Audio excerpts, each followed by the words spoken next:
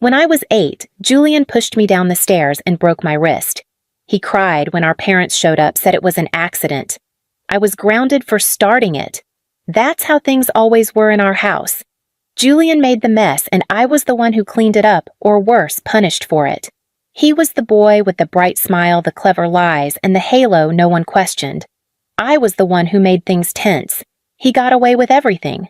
Skipping school, stealing money from Dad's wallet, disrespecting Mom. They called it just being a boy. I got lectures for being too emotional, too sensitive, too much. If I ever cried, I was accused of making scenes. If I stood up for myself, I was told I was the reason the house never felt peaceful. By 13, I'd learned to keep my mouth shut. My room became my shelter, door-locked headphones on homework, my only distraction. Julian barged in whenever he wanted, took what he liked, and laughed at the rest. My parents barely looked up.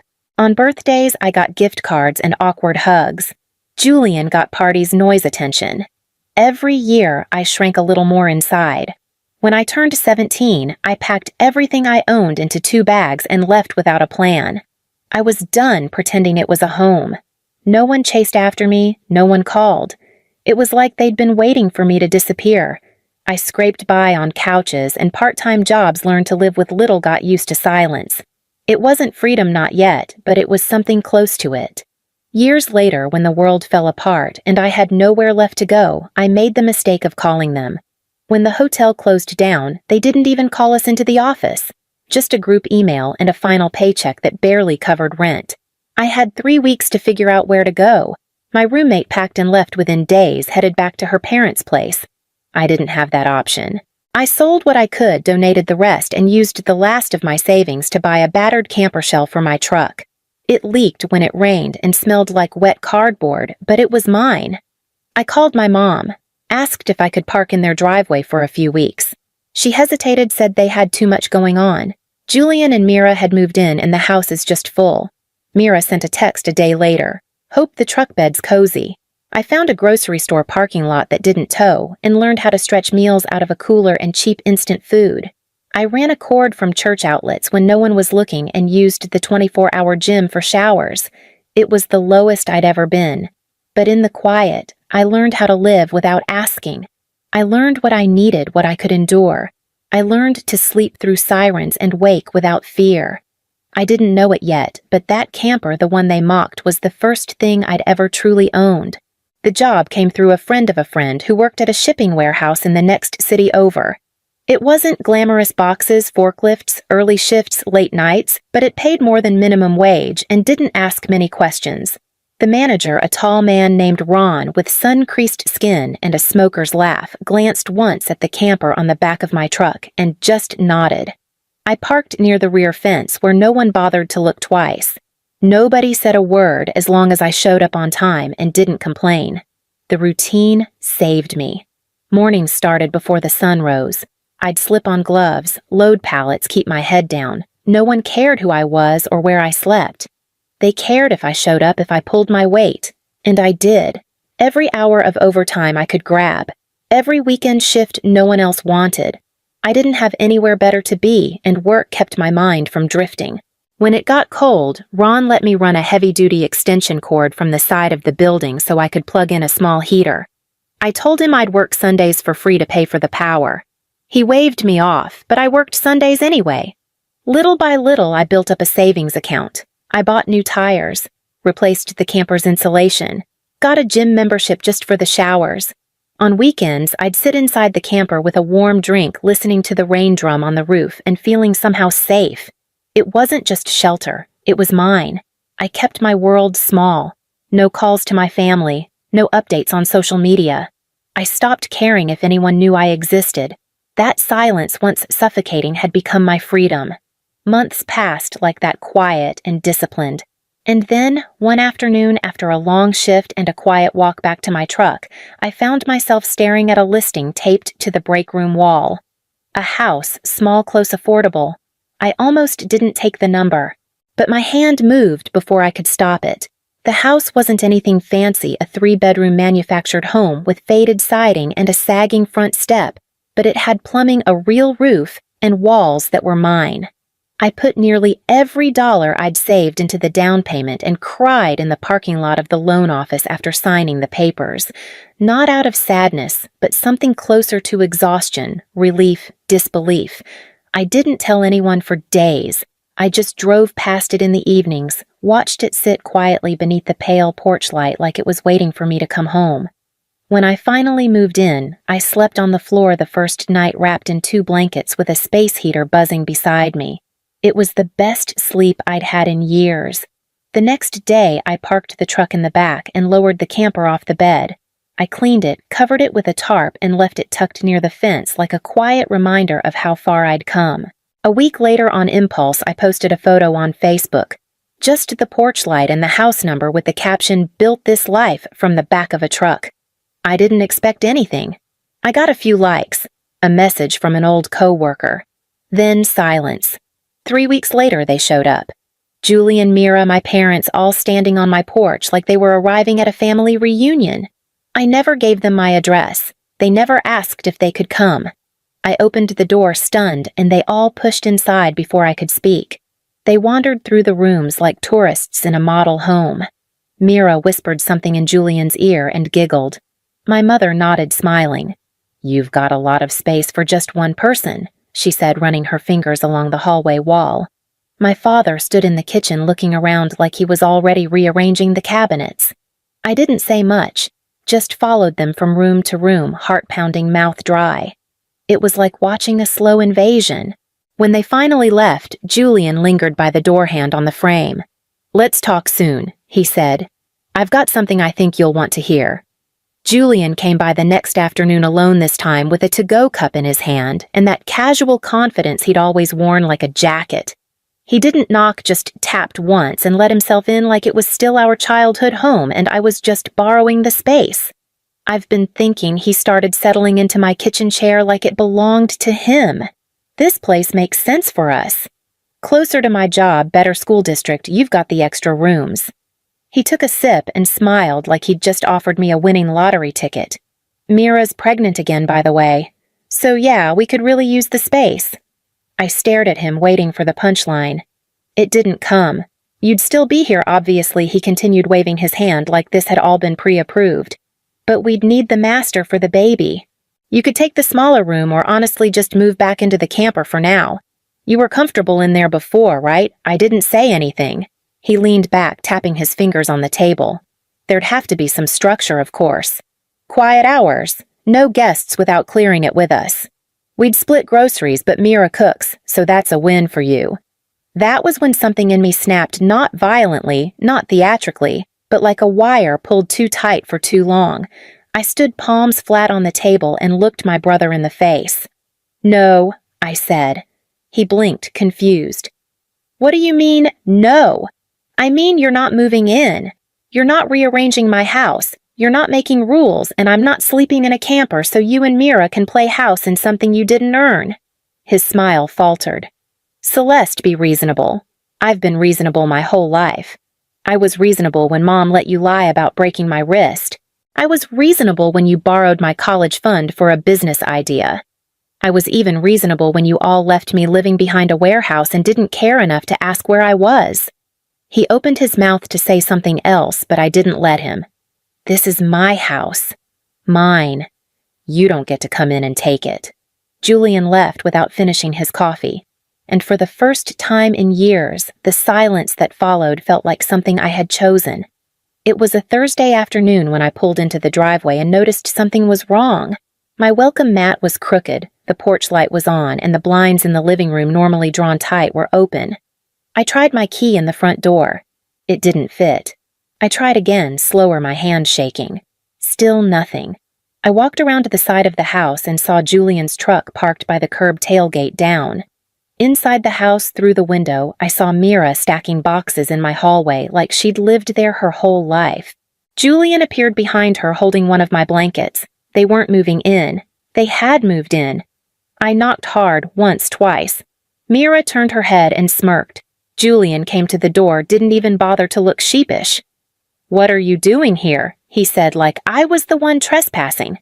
"This is my house," I said, my voice cold. He held up a folded paper already creased and stained. "You signed this. Rental agreement. You said we could take the place for a while." My name was scribbled at the bottom. The signature didn't even match. "You forged that," I said. Mira came up behind him, arms crossed, belly slightly showing. "Don't be dramatic, Celeste. You left the door wide open. We just made it official." I pulled out my phone and started recording. Julian tried to block the lens, but I kept filming. "You're trespassing," I said calmly. "And you broke my lock." Mira lunged forward, slapped the phone from my hand. It hit the floor hard, still recording. I called the police. They arrived within 10 minutes. I showed my deed, the texts even pulled up the Facebook post with the house number and date. Julian sputtered, tried to push the fake lease again. Mira cursed at the officers and accused me of abandoning the property. It didn't work. They were ordered to leave immediately. The officers stood by as Julian and Mira dragged their boxes back to the truck in silence, Mira muttering threats under her breath the whole time. When the door finally shut behind me, the air inside was still warm from them. I locked it twice and stood in the hallway, heart racing as if the walls themselves needed to be reminded who they belonged to. I posted the video without a caption. Just Julian waving that forged lease, Mira slapping my phone, and the sound of my voice, calm, steady, naming what they'd done. At first, I thought no one would care. But then the comments started. Cousins I hadn't spoken to in years reached out. An aunt from California messaged saying, "Now it all makes sense. I always wondered why you disappeared." Even people from work saw it and said, "Good for you." That took guts. Meanwhile, Mira vanished from social media. Julian went quiet. My parents didn't post their usual Sunday brunch pictures. The silence on their end said more than words ever could. Then, one evening, my parents showed up on my porch. No warning, no apology. "Julian's going through a hard time," my mom said. "This is making things worse." My father added, "You've proved your point. Can't you just let it go? For the family?" I looked at them, and for the first time, I didn't flinch. "I am doing this for the family," I said. The part that never tried to steal from me. They stood there speechless. At that moment, Naomi, my cousin, pulled into the driveway. She stepped out and stood beside me without a word. That was the last time my parents tried to guilt me. And that weekend, I made a copy of the house key for Naomi. A week later, Julian texted me like nothing had happened. "Hey, can we talk?" "It's about the kids." "And rent." I agreed to meet him in the driveway. He showed up alone, hands in his pockets, eyes darting everywhere but at me. He said Mira wasn't working, the kids were growing fast formula, and diapers were expensive. They'd just fallen behind. He didn't ask to move in again just for money. Even a few $100 a month would help, he said, voice low, rehearsed. I didn't raise my voice. I didn't get angry. I walked him through my spreadsheet, showed him the cost of property tax insurance, the repairs I'd already done. Then I showed him a list of incoming tenants. I had started renting out the back room and the basement studio to 2 women from work. Quiet, respectful, paid on time. "I don't have money to spare," I said simply. I didn't buy this house to become a bank for someone who tried to take it from me. Julian didn't argue. He just nodded lips tight and walked back to his truck. A few days later, Mira drove by and screamed out the window. Called me a thief, a traitor, a cold, barren witch. I stood at the kitchen sink, watched her through the curtain, and didn't move. The tenants arrived later that day with their suitcases and grocery bags. One of them baked bread and brought me a loaf without being asked. The other watered the lawn before work every morning. The house felt different now, full but quiet, lived in but peaceful. That night, I opened the tarp on the camper and aired it out. I didn't know it yet, but I'd need it again. Just not for me. The rumors started small, just whispers from people who knew someone who knew Mira. A coworker, a neighbor. Then, someone forwarded me a screenshot of a message thread that made everything clear. She'd been seeing another man. Not recently, through most of her marriage. Julian didn't want to believe it. He denied it until the truth forced itself into daylight. The dates didn't match. The baby didn't look like him. A paternity test finally ended the guessing. The youngest wasn't his. When the results came in, something in Julian broke. Mira didn't take it well. She threw things, screamed at him in front of the kids. When their oldest tried to step between them, she turned on him too. Someone called the police. They found her outside barefoot and shaking, yelling into the night. She was taken in, and Julian was left standing in the driveway, holding his son's hand. I didn't reach out. I didn't gloat. I didn't need to. The divorce was fast. Mira disappeared supposedly to Arizona. She didn't take the kids. Julian moved back into our parents' house. I heard he barely spoke. My parents stopped showing their faces at church. No more excuses, no more bragging. I sat on my porch that evening, warm drink in hand, listening to the quiet. Not happy, not angry, just still, just done. And then a few days later, Julian returned to my doorstep, only this time he wasn't asking for the house. Julian didn't knock this time. He just stood at the bottom of the steps, hands in his pockets, eyes heavy. I opened the door but didn't invite him in. He didn't ask.